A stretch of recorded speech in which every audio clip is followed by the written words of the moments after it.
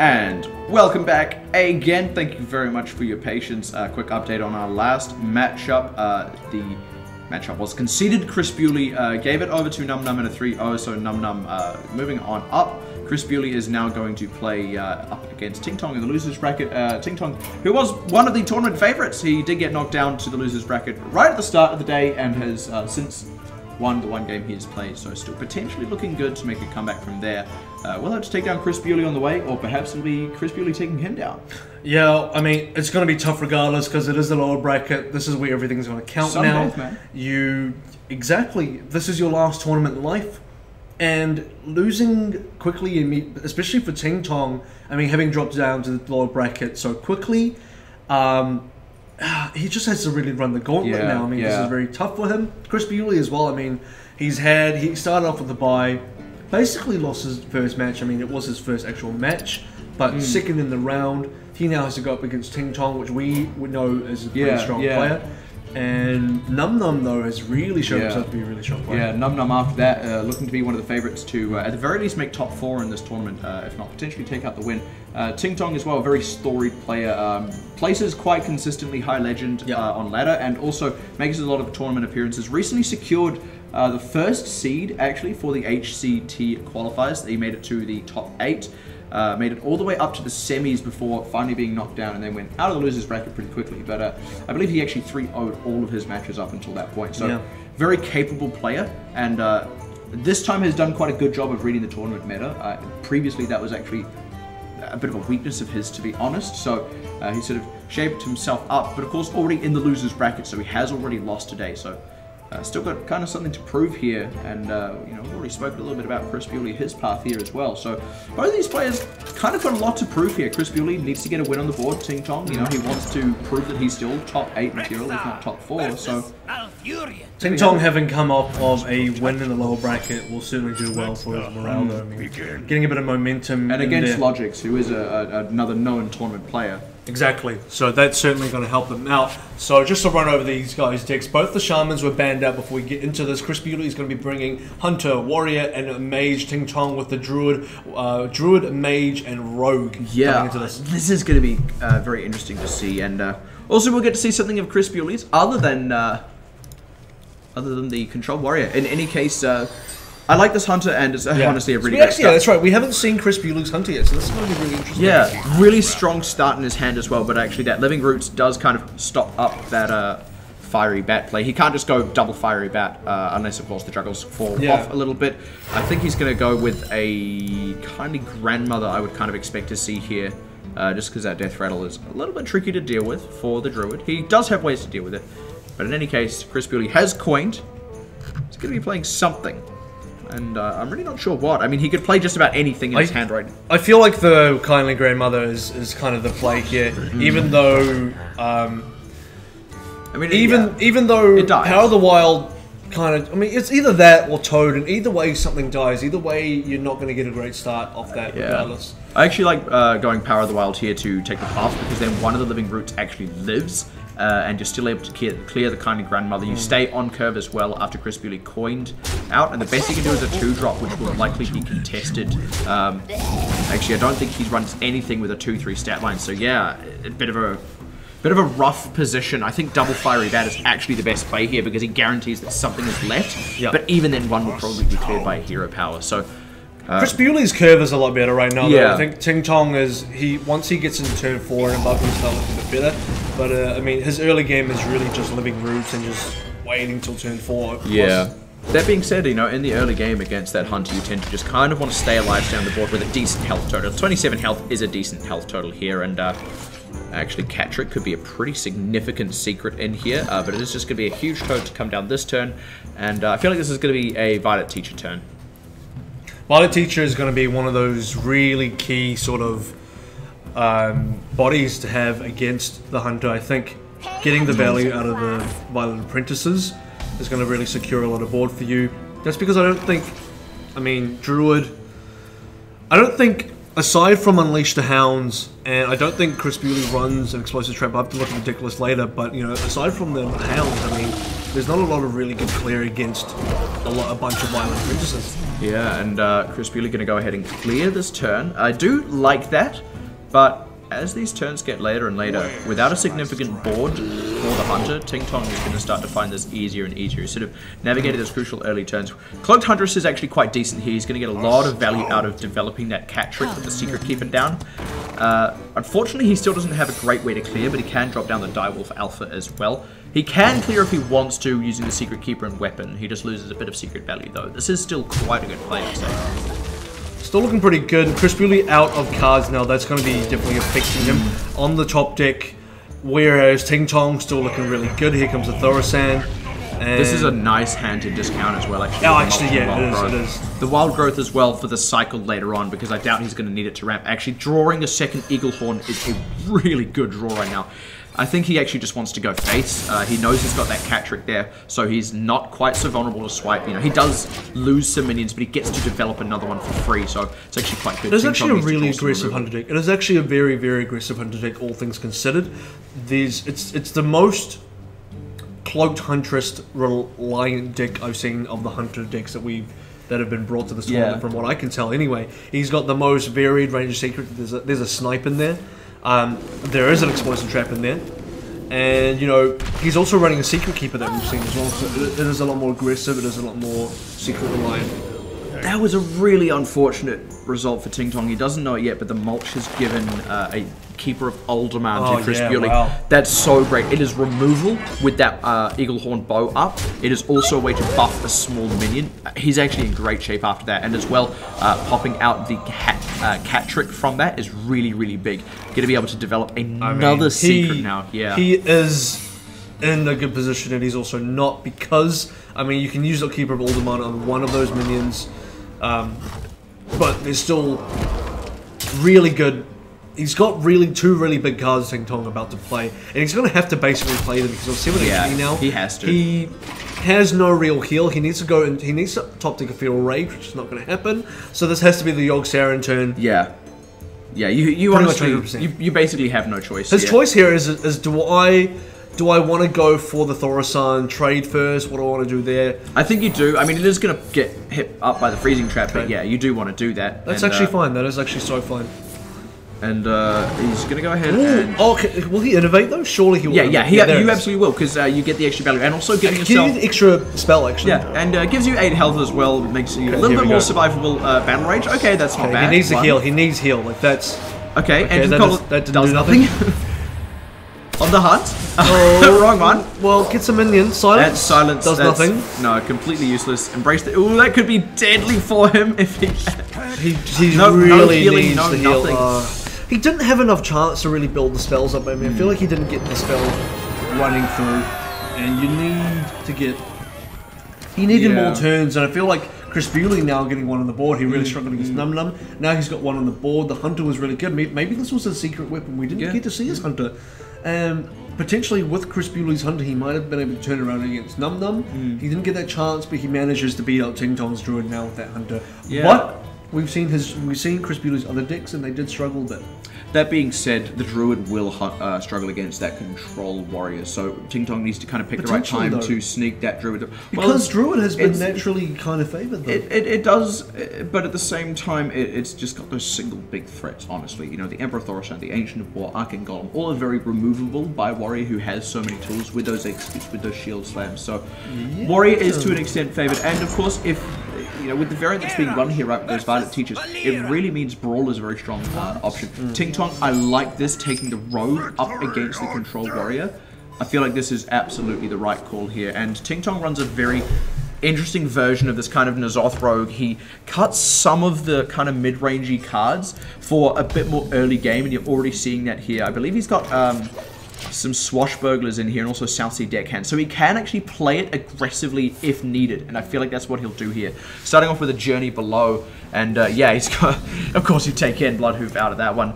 So, Journey Below to start it off. Beacon Reveal going to come down now for Chris Bewley, and TingTong is going to be able to get straight on into his Undercity Hucksters. Or potentially just a Backstab and Backstab weapon turn. He has options here. He does have a few options, and you know, using Backstab here is not that awful. Getting a bit of a lead on the board could certainly help. TingTong anyway. Ooh, the Sea Reaver is actually a potentially great card here, even if it's just another threat to be removed. It's basically right now, he doesn't get the effect of it, but it's just basically the ogre. He gets the, I forget the name of the guy because I don't play enough Arena, and that's really the only place. Boulder Fist Ogre. So in Constructed, he just doesn't appear, but Boulder Fist Ogre, that's the one I'm thinking of. Yeah, this is a really nice one for TingTong here, actually. He can just clear this one off quite nicely with a backstab into SI7. Actually, not quite going to do that. He's going to ping it off with his weapon, which is also, good play. He does need to respect his own health total a little bit here, but Warrior isn't exactly aggressive. It's not going to burst you down, so he can afford to take that damage to develop something with the kind of body that a Tomb Pillager has, because there's nothing great that removes it in a Warrior deck. Not at the moment anyway. I mean, it's really... Using Death Spike for Warrior is really where he struggles now, not being able to remove the 4 HP minions. But, you know, there is going to be...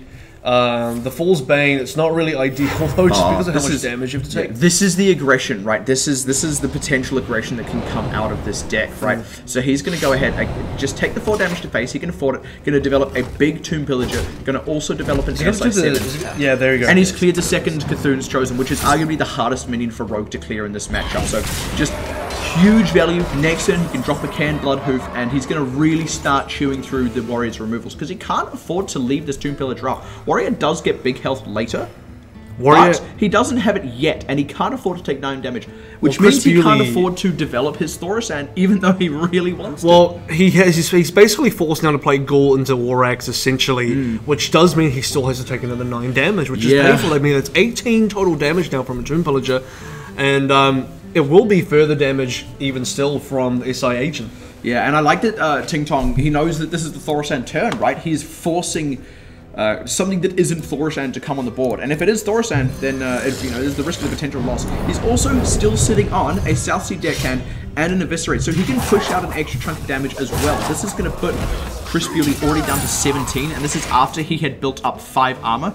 Defias Ringleader here as well. Without a Brawl in hand, we can really see TingTong start to take this board away. He's actually just going to go ahead, play on curve, and no, he's still going aggressive. I like this play from TingTong, and this is what this Rogue deck is built to do, right? Actually, we did see Num Num outpace Chris Bewley as well, when Chris Bewley was playing the Warrior. I mean, given that Chris Bewley did end up going AFK for the last part of it.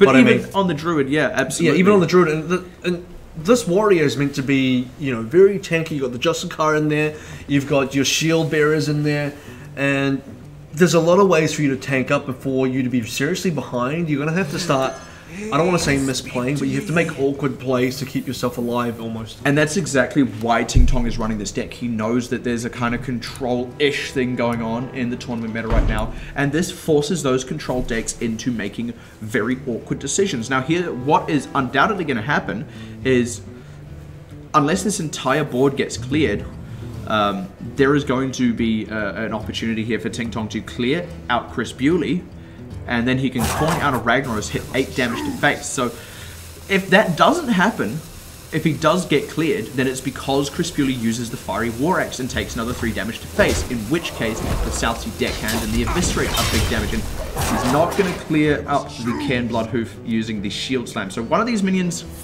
does die. Actually, he's going to go ahead and coin Rag anyway, clear out the Acolyte. I do still like this anyway. It's potential 8 damage to face. This is just solid. Yeah, basically every outcome. In fact, getting the 8 damage to face is even better than clearing the Ghoul right now, because just getting the face damage pressure on right now is going to really force Chris Bewley to play on. Defensively, there it is, 7 HP left. That is for Chris Bewley. And it does, look, okay, so it does die, but with South Sea Deckhand and Eviscerate and Weapon, that is lethal. So there has to be an armor tap here.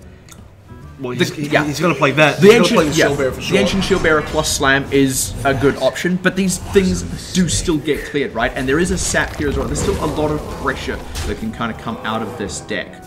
17 damage. Double sap, a little unfortunate. You don't really want to send either of these back just yet. But yeah, this is going to be South Sea Deckhand into Eviscerate, and I think he's going to use the Weapon and South Sea Deckhand to clear that one out. Just take control of the board again. This does buy Chris Bewley a little bit of time, though, to develop his Emperor Thorisand at last, and Fool's Bane can pull a lot of value for him here if he can just bump up his health total a little higher. He has to start considering Brawls now. He's got 3 minions on board. No Brawls been picked up. I'm just predicting these things today. There is a Death Rattle, though, so unless you want to execute Brawl, the Brawl on its own isn't great. And if you execute Brawl, you can't really develop anything else. Though I guess if you just Brawl, you can't He's develop still very anything pressured. either. He has to clear board because he's still, you know, 16 HP. Rogue has a lot of opportunity to burst damage out you. So I think he does have to go for the Brawl. He does, right? And the thing is, he's now... that is unfortunate. And the other thing as well, he does have to Brawl. He's forced to use all this removal, and there is still a N'Zoth in TingTong's deck. Yeah. That is still there. It's now going to bring back a Can, an Undercity Huckster, and a Tomb Pillager. Those are not easy cards to deal with, and now just the pure pressure of the Sea Reaver, right? Yeah. Again, a big thing to clear. Chris Bewley, he's spending all of his turns just clearing, and when the N'Zoth comes down, he won't have done anything proactive, and he's going to find it really, really hard. He's also running out of clears because he has to basically use stuff like Fool's Bane now, but it's so awkward. You don't want to use Fool's Bane because your life total is being threatened, and you can't afford to be smacking yourself into minions with 6 and even 4 damage right now. So Justica's fine. Ooh, and there's an N'Zoth in hand already, and yeah, sap out the Justicar. Don't let the board do anything proactive. He's just going to swing it 10 to face, drop an N'Zoth next turn. He knows that 3 of those cards are not removal, or they would have already been used, and he knows that one of them is Justicar. So unless Chris Bewley draws a second Brawl, and it's the Defier's Bandit that lives, this is slightly... I would have preferred him... Honestly, I would have preferred him not to play the Defier stuff there, because... Just in case of the Brawl, yeah. You have to play around the second Brawl. You just have to. You cannot disrespect Brawl at all, and by playing the second devices and adding a bunch of basically, I'll say, trash on the board, you want your big cards to live, and by playing those cards... you want it to be either a 4 attack or a 6 attack. So TingTong, a bit of a potential misplay there, but he is going to get away with it if the Brawl isn't there. Yeah, it is still absolutely lethal. So TingTong, he slips one through, and like I said, this is exactly what this Rogue deck is built to do, so he drew it, he pulled this one out at the right time. He still needs to get his Druid deck past this Warrior as well, but his Tempo Mage as well will probably do a solid job against the Control Warrior. So TingTong, kind of happy to get one on the board there, even though he did lose that first one out. Well, you know, both Mage decks are still in the pool right now, and Chris Bewley's still struggling on that Warrior. I feel like he's actually just being outpaced on the Warrior. Yeah, generally, and on a deck where you have really good survivability, to get outpaced is really unfortunate for him. But TingTong really identifying his win conditions there, knowing this is the line of play I need to be able to win this game, and out-pressured. And Chris Bewley just having to use all his removal and just, you can't play the game he wants to play. And here we go. Yeah, it's going to be the Tempo Mage to come out here for TingTong, and it's very similar to his Rogue, right? It is Tempo-ish, and then suddenly it can kind of swing at you in the late game after it's forced out a whole bunch of your removal. So again, really teched against that control matchup. So I like that he's brought this one out, and then he still has to get the Druid past this, right? But at this point, if this deck wins his Druid, it might lose to the Warrior, but then he can take it up against the last deck. So, and already a solid start potentially for TingTong here. I feel like Fiery War Axe could be developed. In fact, it should do, just because of the Disciple of Bethune. So, also a solid hand actually for Chris Bewley for this matchup. Has a lot of the kind of removal you want at this point in the game. Actually, to be honest, looking at this hand, Mana Worm, Coin, Mirror Image is not a bad line to play here, because you know, you can't... The images are really annoying to get rid of with the Fiery War Axe, but you can just play the Disciples here. It will clear, at least, it will clear that one of the mirror images. He can use the other, he can use the axe to clear the other one. Forces out a charge the axe, What I would actually like to see, really, is a slower play. I would have rather have seen him actually leave the second one up for that second Disciple of Cthulhu next turn. You don't actually have to swing at it, right? It's not going to deal damage, but in any case, he is going to go with the more aggressive play, going to use up a charge that. The Arcane Intellect is... He's going to go with the value play. He's going to make sure he gets a 2-for-1 here. A minimum 2-for-1 here. Chris Bewley can probably feel free to... I think you do Disciple just to keep the axe available for something like the Sorcerer's Apprentice, even though this does get pinged out. Also, just to get the value of the Disciple. It's almost like sometimes you feel like just holding it. Oh, this is potentially valuable though. He can actually, ping, and then he can develop a Sorcerer's Apprentice and another mirror image, and he forces out either a charge to the axe. I would like to see that play. Actually, just going to take the slow, patient play. He will have a really huge swing turn very soon, but I do feel like TingTong is at the same time kind of waiting for Flamemaker. And again, any Warrior matchup, you have to always play around the Brawl as well, and Mirror Image is really bad against Brawl. As soon as you play Mirror Image, you have to start considering, like, am I going to get brawled here? I can really only realistically have like 4 minions on board, 2 including the mirror images, and even that's kind of dangerous because it's like a 50-50 right there. I feel like what's happened here is TingTong has gone, okay, I haven't got a really hard, fast start in the early parts of the game. What I'm going to do, now he knows he'll go too big in his head. What I think he wants to do is develop the Thaurissan whenever he can. I actually would like to see coin Thaurissan here even, and just...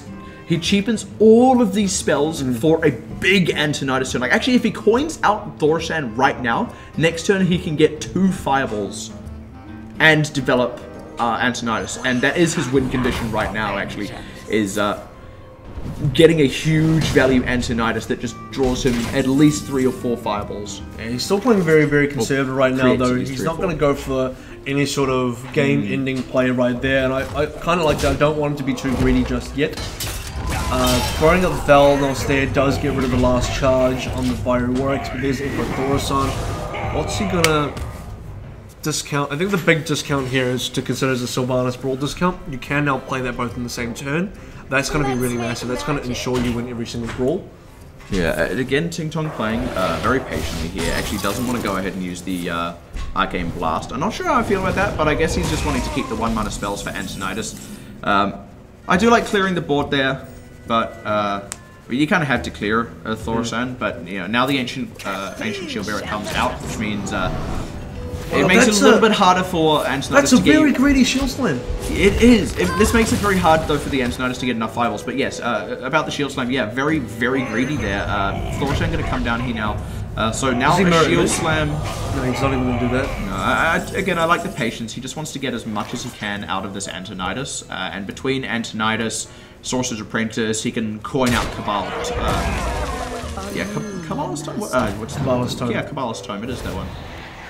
I got confused. You know the Sylvanas here coming out. Yeah. It's going to be a great Firelands portal though. I do believe... What activates first? I think the Death Rattle may activate first before the Firelands. I'm not 100%. It's a very new card. This card only came out very recently, so I'm not 100% sure on the interaction here. Does Sylvanas steal the Firelands minion or not? I don't know. Yeah, that's a very good question. And he's actually going to go for the value play here, develop a Gabala's Tome, try and get as much out for that Antonidas. He does kind of need to address this Sylvanas before long. He can't lose too much health. And, Spellbender. You know what? Oh no, the Spellbender is huge! That's going to block a Shield Slam. That's actually the best possible secret for him right now. Yeah, or a counterspell. I mean, they're both probably quite good. I feel like TingTong kind of needed the 2 mana there to ping the Shield Bearer, personally. Yeah, he doesn't really want to take that damage, but at the same time, he knows he's coming into a big turn where he's probably going to be able to remove a chunk of the board. This play now opens up the Arcane Blast onto Sylvanas, which I think is, I quite like that. You can use that, spend 2 mana on the ping, and basically you clear the 2 big minions of the board. Sylvanas gets no value off that. Only Beacon is left, and that's not like a huge issue, I don't think. Yeah, he definitely is going to need to go for that first. You can even torch the Beacon if you want. Actually, yeah. Oh, I don't know how I feel about the torch. I mean, you want to get a big Antonidas. I think he's maybe wanting a bit too much value from this Antonidas almost, because the longer this goes on, right, the more the warrior is going to be able to draw into. That being said, if the warrior uses up too much removal, then eventually... and this is here comes the Spellbender. This is going to pull out the Spellbender. That's actually kind of bad for TingTong. Yeah, he wanted that on an Execute or a Shield Slam. So this is a little bit less than ideal, because it still draws a card. It does. That's the most important part, is it does actually still draw a card, which is not what he wants at all. And now the Beaconer can kill the Spellbender and get kind of value on that. See, this is the thing. If it had been an Antonidas turn, then it wouldn't have been Slam, right? You would use a Shield Slam. You wouldn't waste time on that, right? And you would have slammed and Execute. True, actually, that is a good point. So it could have potentially been just as bad. You're completely right there. So. Yeah, in any case... Here comes the Execute though. Well, he's spending a lot here. Yeah, this is what TingTong wants to see. Water elemental, like, I just don't know about that. I feel like the warrior is trying to go maybe a bit more aggressive than he needs, and TingTong, he's just completely out of hand though. He's holding on to so many valuable cards. Yeah, this is no doubt going to be an Antonidas turn. He knows there's only 2 cards here. Even if a Brawl comes down, he's going to get a ton of value from all of these spells. The double Arcane Missiles as well means he's likely to clear off that Divine Shield. He's also likely to, now clear the Ravaging Ghoul as well. This is just pulling a ton. He cannot mirror image here. If he mirror images here, he'll be in a lot of trouble. So He just really needs to not do that right with these fireballs in hand, you don't mind if it's Antonidas or... Oh, that is so great! What? No, don't play that though. No, he's gonna go ahead and mirror image. Oh, okay, I think it's because he wants to just coin ping. This is maybe a bit of an overcommitment to Brawl, but he's got 4 fireballs in his hand, right? Even without them getting discounted by the Sorcerer's Apprentice, this is massive for him. He actually coins out a fireball, doesn't even want to ping off this Disciple. So, I mean, the Antonidas does actually get shield slammed, right? So, even if it was Brawl with only the 2 minions on board, the remaining one will get shield slammed, which is still quite good, but TingTong now, with a ton of fireballs in hand, that's what, 6 times 5, 30 damage just sitting right there that Chris Bewley knows TingTong has, and he needs to counteract that. He needs to get proactive fast, and he's only got 2 removal tools. It's actually looking kind of dicey. That was the exact turn TingTong needed. Don't forget, I would actually run the Beckoner first into an image just to get a slightly... yes. Well, no, actually it doesn't really. Mind, yeah. Actually, it doesn't really make a difference. Because if it's a big threat, you just shield slam it. But what it does is it increases your Beckoner's chance of survival, because your Beckoner is now 1 in 5. You take down a mirror image, it's 1 in 4 that you can get yours to stay alive. But and it's not gonna be. It's gonna be the Sorcerer's Apprentice. Okay, you don't. I wouldn't even. Oh, it's hard because leaving it up means that... Ooh, is he going to? I think he does need a shield slam. Even though it feels kind of bad, I think you actually need to. Otherwise you can get 3 fireballs out of turn. Exactly. And he doesn't know what else is in this hand still, and ooh. Oh, wow. That's big. That's really big. Gonna be able to draw into another one. Can even continue drawing cards. Damage. Yeah, ping first, and then he's going to go ahead and fireball 7 damage to the face. No, not for the face. Oh, okay. Well, he's got mana. He's got mana to burn right now. And right now, Chris Bewley is top decking. Oh, that's such a bad position for Chris Bewley. Acolyte's not what you want to see, and you're going to take 3 fireballs to the face next turn, each doing 7 damage now. TingTong. Well, he has to shield slam soon because he's not going to have enough armor left. I feel like he doesn't shield slam now. He's not going to even have enough armor. And he is going to go ahead. Yeah, you got to do it. You got to do it now. I do like the fact that he's shield slamming off the spell power, but if you shield slam off the other one, wow! I was going to say if you shield slam off the Sorcerer's Apprentice, then you take 1 less fireball per turn, right? And are you joking? Oh my god! No way! Okay, he can develop the second one and still put 3 fireballs to face, or he can play Patient Go as your Drake, knowing that only 1 minion gets slightly greedy though. Like this is like kind of. Oh, and he just drew another fireball. TingTong. Every turn he's not like. Every turn he's doing stuff like his and Azure Drake is basically going to allow Chris Bewley to get cards to do something. Like, yeah, Twin Emperor into Execute is a decent turn, but I feel like both are going to get fireballs here. I almost do want to see TingTong just really go aggressive, to be honest, and just start fireballing face, because he knows he can end the game within a certain amount of time, but he is still respecting the second Ancient Shield Bearer, so I do like that. There's a Flame Waker finally. Kind of needed that a little bit earlier. Yeah, the Flame Waker. You thought one Sorcerer's Apprentice was annoying. This is so disgusting. Here comes number 2. Yeah, and he's gonna Here's the thing though, wow, that was a great Flame Waker proc by the way, but here's the thing, fireballs are going to minions and not to the face right now. Well, he's still got 3 though. He's still got 3 in a Firelands port. That's true. Okay, the Justicar right now, though. The Justicar is big. He's going to be able to regain a fireball's worth of armor, but that Justicar does die straight away. I want to see a Firelands portal. I just want to see him use it right now. He's still top decking against a lot of damage, and yeah, I think this is the time to Firelands portal against that Justicar. You keep your Sorcerer's Apprentice alive, and oh, no way! A Yogg as well. He just wants to go for it. Yeah, he's just going to put on the pressure, hope for the juggles. Yeah, actually, you know what? If you get the juggles from Fireball, it's got to be 2. No. It's got to be 2 on the last one. He's actually considering, I think, even pinging, but no, I think he's just going for it. Wow. I mean, at the same time, hold on, is that lethal? It is. Wow. He didn't even need the juggles. Did not need the juggles. In fact, the juggles won in the game. Yeah. Wow. Like I said, I felt like maybe he should have put on the gas, or at least he could have put on the gas a little bit earlier, but it still paid off for him. TingTong playing patient isn't a bad thing when you win anyway, and like I said, he needed to get that one past the Warrior, because now his Druid can lose to the Warrior and still win in the last matchup, which, if I'm not mistaken, is also another mage. Another mage, right, so it'll be Druid versus Mage. Which isn't a terrible matchup, and actually they're going to go for it straight away, and that's the thing, right? Chris Bewley, he knows that the mage needs to win one, so you might as well take it now, get it all over with. So TingTong now, leading by 1 in the series, just needs to push it through with the Druid. Yeah, we've seen the Druid already. It didn't work out well for him earlier on against the Hunter, but Hunter's gone now. It will be the Druid versus Mage. Well, let's see what Chris Bewley's Mage can bring to the table. I'm going to look at his cards in just a moment. Pretty strong start actually for him with that Sorcerer's Apprentice, Arcane Missiles. Unfortunately, mulliganing into the Yarg and Azure Drake. Not ideal, but TingTong doesn't exactly have the greatest start here himself with that Wrath and Azure Drake. Does have a Wild Growth is a good start. Yeah. That is a good start because it will basically give him the Azure Drake in 2 turns. Yeah, which is gonna push him into other cards hopefully very soon. Yeah, this I think. I mean, I think you just kind of have to play the Blood Mage here. You don't really want to play the Sorcerer's Apprentice until you can get value out of it in this matchup. And TingTong is just going to be able to Wrath this one out and even Hero Power if he wants to, just to kind of keep even on the card draw, or just Hero Power. He doesn't have to Wrath at all if he doesn't want to. I would like to see him draw, just like I said, so he keeps even. I guess, yeah. I mean, the other thing is, I kind of want to keep the Wrath because, one, you want to use it with the Fandral, which is extremely good for damage or a card. Secondly, you have Nourishes and Azure Drake anyway. There is no issue with card draw in your hand whatsoever right now. I feel like using the Wrath for a card draw, slightly greedy. You may need that 4 damage Fandral combo at some point. Even the 3 damage Wrath. Yeah, and the other thing as well, TingTong, even if he develops that Azure Drake next turn, honestly, Chris Bewley right now has all the tools to deal with it between the Flamewaker double sorcerers. He's got his coin, he's got his arcane missiles, and yeah, he's going to go ahead and develop one of them this turn. So potentially high value turn next turn.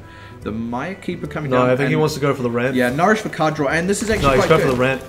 You want to go because he has another Nourish for the card draw, so the first Nourish going for the ramp is actually and the Arcane Giant as well. Like, this isn't a matchup where executes are a factor, right? He can just play a big minion and he's going to force out something like a Fireball, if not more.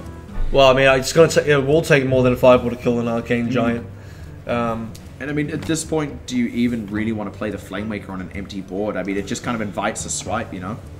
Yeah, it actually does kind of invite a swipe. This is a difficult turn. I feel like Coin Drake isn't bad, but that also invites a swipe, and you do lose a coin as well. But, I mean, the biggest thing that invites a swipe is the fact that your Sorcerer's Apprentice is on 1, but at the same time, I feel like you can't afford to skip this turn.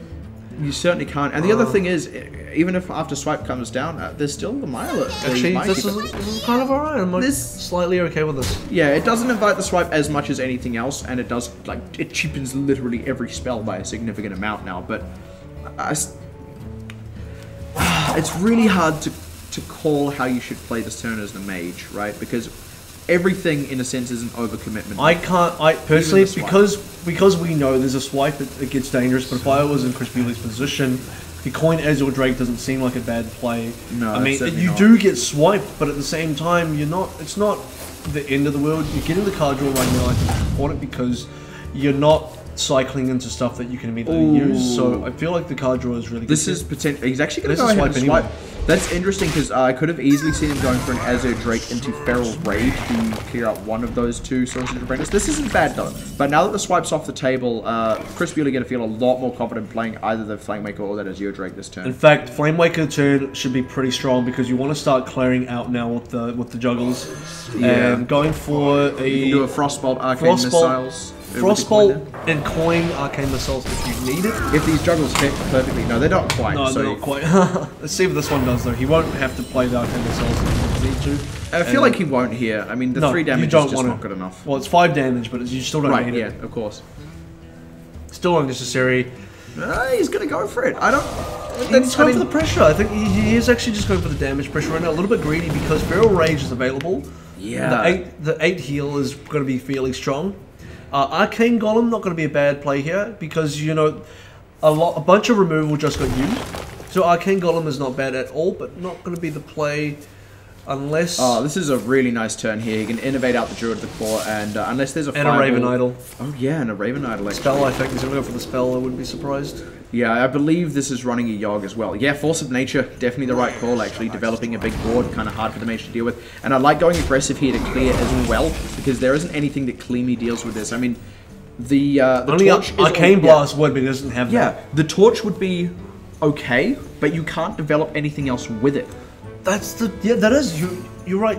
If it was turn 7, that would have been really fine. But because he can't develop the Warrior Elemental, it really does hurt him. And now TingTong, Oh, TingTong's got a sick turn here between the Azure Drake and the Arcane Giant. This is Two of them even. Oh, this is disgusting because he can follow this up with a Force of Nature Arcane Giant if he wants as well. I feel like I actually prefer. I feel like you want to save the Force for the next turn. Yeah. You go Force and Power the next turn. You don't want to do it just yet. Yeah, and I mean, how do you even deal with this board? You cannot, right? You can't even Drake. This is Fireball. why you need to save the Arcane Missiles, because if you wanted to go to the Fireball, you can go for the Arcane Missiles. Yeah, RNG Fireball here. Arcane Missiles ping is actually quite likely to deal that 1 damage to the Arcane Giant, But right? because he spent it so early, he even has to Fireball the Drake here and leave the Arcane Giant up. That's going to really hurt him. In fact, the thing that really hurts him is, once again, he didn't get a chance to develop board. Once again, TingTong runs away with the board, and now his board's going to get absolutely insane because he has the big combo. He's got double card draw, so he can still discount this Arcane Golem and play it